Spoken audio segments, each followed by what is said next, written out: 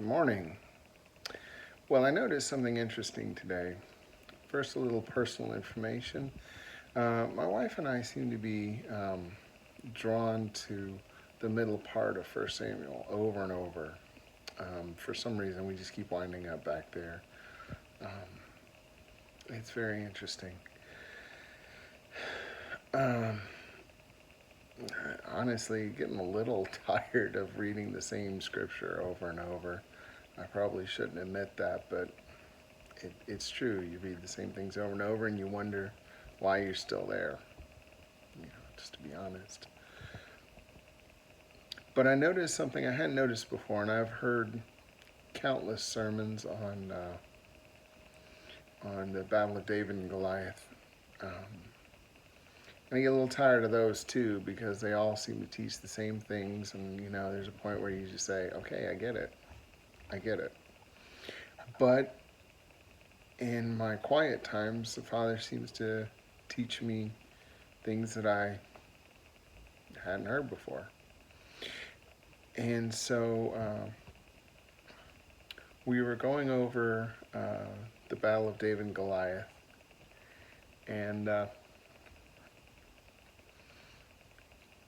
I remembered how weird it always seemed that the Battle of David and Goliath didn't go the way that, as Americans, we have this almost comical thought of how things should go in the Bible.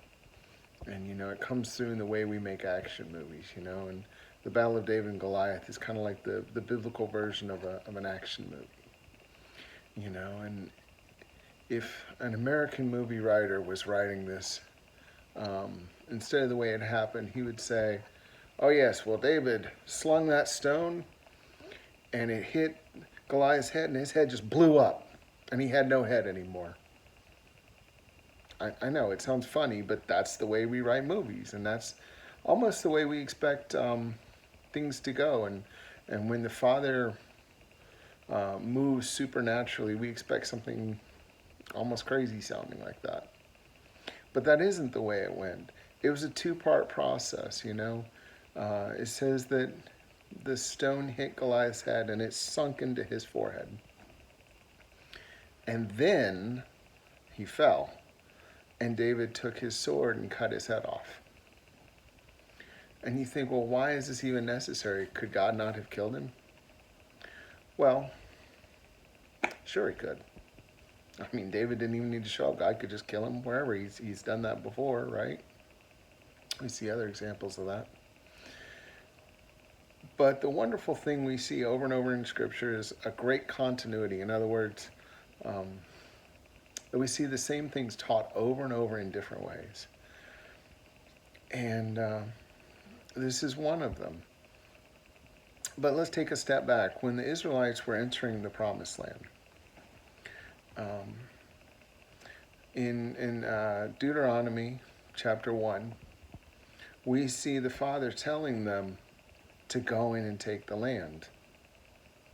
And I heard something interesting that I didn't realize before, and it is rather profound. To this day, Israel has never claimed all of the land that the Father gave them. These thousands of years later, they never did claim all of it. That's crazy. In Joshua 13, it said that much land still remained. And in Joshua 18, they still hadn't claimed it. And again, it was the same sort of two-step process. The Father got them to a point, but once they were to that point, the Father said, "Okay, go in and claim it." Now you think, what's the big deal about that? I don't know. I don't know all the details of that. You could listen to the scholars go on and on about that. But for one thing, there was people living there. It's not like they could just walk over there and set up camp. But it wasn't that hard. it was already, the land was already subdued, so were the people. If you enjoyed this video, please hit the like button and subscribe. Thanks for watching.